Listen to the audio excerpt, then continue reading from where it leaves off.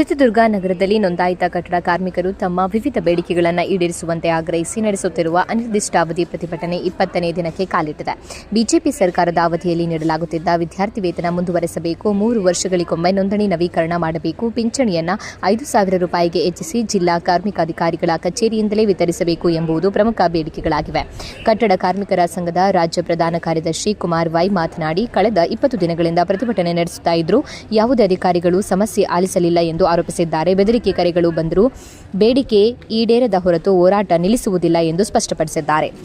20 ದಿನಗಳು ಕಳೆದರೂ ಉನ್ನತ ಅಧಿಕಾರಿಗಳು ಸ್ಥಳಕ್ಕೆ ಬರದೇ ಇರುವ ಅಧಿಕಾರಿಗಳಿಗೆ ಬೇಕೇ ಬೇಕು. ಎಲ್ಲೇವರೆಗೆ ಹೋರಾಟ, ಬೇಕೇ ಬೇಕು. ಕಟ್ಟಡ ಕಾರ್ಮಿಕರಿಗೆ ಆಯೋಗ ರಚನೆ ಆಗಲೇಬೇಕು. ಕಳೆದ 19ನೇ ತಾರೀಕಿನ ದಿನದಿಂದ ನಮ್ಮ ಸಂಘಟನೆಯ ನೇತೃತ್ವದಲ್ಲಿ ನಾವು ಪ್ರತಿಭಟನೆಯನ್ನು ಮಾಡ್ತಾನೇ ಇದ್ದೀವಿ. ಇಲ್ಲಿಗೆ 20 ದಿನಗಳು ಕಳೀತು. ಆದರೆ ಈ ಸ್ಥಳಕ್ಕೆ ಕಟ್ಟಡ ಕಾರ್ಮಿಕರ ಯಾವುದೇ ಬೇಡಿಕೆಗಳಾಗಿರ್ಬೋದು ಮತ್ತು ಅವರ ಸಮಸ್ಯೆಗಳ ಬಗ್ಗೆ ಉನ್ನತ ಅಧಿಕಾರಿಗಳಾಗಲಿ, ನಮ್ಮ ಜಿಲ್ಲಾ ಸಚಿವರಾಗಲಿ, ಜಿಲ್ಲಾ ಮಂತ್ರಿಗಳಾಗಲಿ ಮತ್ತು ಬೇರೆ ಮಂಡಳಿ ಅಧಿಕಾರಿಗಳಾಗಲಿ ಬಂದಿರೋದಿಲ್ಲ. ಕಾರಣ ಇಷ್ಟೇ ಅಪ್ಪ, ಕಟ್ಟಡ ಕಾರ್ಮಿಕರು ಅಂತಂದರೆ ಅವರಿಗೆ ಬೇಕಿಲ್ಲ ಅನ್ನೋ ಅರ್ಥಕ್ಕೆ ಆಗೋಗಿದೆ. ಈಗ ಇಲ್ಲಿ ನಮ್ಮಲ್ಲಿ ಸಮಸ್ಯೆಗಳು ಸಾಕಷ್ಟಿದ್ರೂ ಕೂಡ ನಮ್ಮನ್ನು ಬದಿಗೊತ್ತಿಬಿಟ್ಟು ಅವ್ರಿಗೆ ಬೇಕಾದ ಯೋಜನೆಗಳು ತಂದು ಲೂಟಿ ಮಾಡ್ತಕ್ಕಂಥ ಕೆಲಸನ ಇನ್ನೊಂದು ಕಡೆಗೆ ಮಾಡ್ತಾಯಿದ್ದಾರೆ. ಮೊನ್ನೆ ಸಚಿವರು ಬಂದಿದ್ದರು, ಕಾರ್ಮಿಕ ಸಚಿವರು.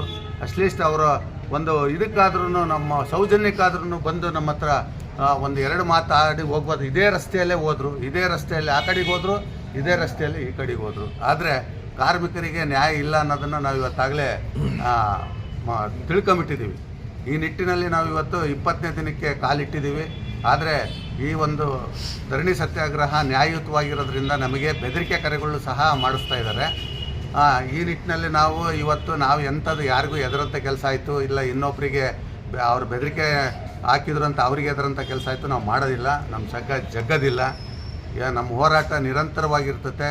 ಈ ಸ್ಥಳಕ್ಕೆ ಇವತ್ತು ಜಿಲ್ಲಾಧಿಕಾರಿಗಳು ಬರ್ತೀವಿ ಅಂತ ಹೇಳಿದ್ದಾರೆ. ಅವರಿಗೊಂದು ಮನವಿನೂ ಕೂಡ ಸಲ್ಲಿಸಿಕೊಟ್ಟು ನಾವು ಕಾನೂನು ಹೋರಾಟ ಮಾಡಬೇಕಂತ ನಾವು ಇವತ್ತು ತೀರ್ಮಾನ ಮಾಡ್ಕೊಂಡಿದ್ದೀವಿ. ಈ ನಿಟ್ಟಿನಲ್ಲಿ ನಾವು ಇವತ್ತು ಈ ಕಟ್ಟಡ ಕಾರ್ಮಿಕರಿಗೆ ಸಂಬಂಧಪಟ್ಟ ಎಲ್ಲ ಯೋಜನೆಗಳನ್ನು ಕೂಡ ತನಿಖೆಗೆ ಒಳಪಡಿಸಿ ಸಾಮಾಜಿಕ ನ್ಯಾಯನ ಕೊಡಿಸ್ತಕ್ಕಂಥ ಕೆಲಸ ನಮ್ಮ ಸಂಘಟನೆ ಮಾಡ್ತದೆ ಅಂತ ನಾನು ಈ ನಿಟ್ಟಿನಲ್ಲಿ ಹೇಳ್ತೀನಿ.